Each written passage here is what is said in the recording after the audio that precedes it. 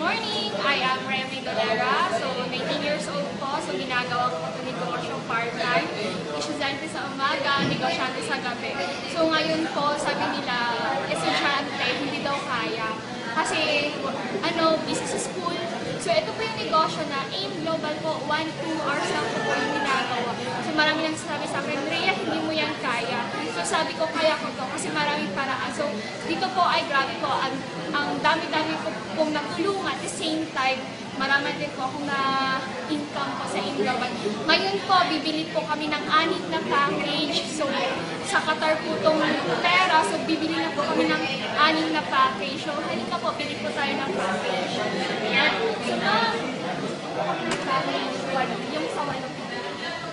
Ayan. So, grabe talaga. Ayan. So, magbibilang na po ako. So, ito po, 6 na package. Almost 48,000. So, ayan. Bibigay ko na po sa counter natin.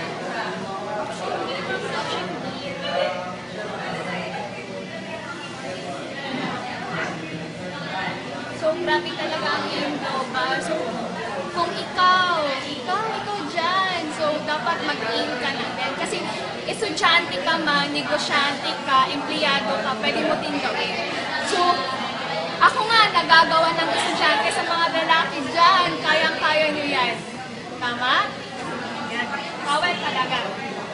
Grabe, oh.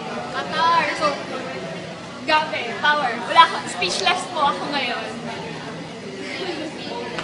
So, anin po.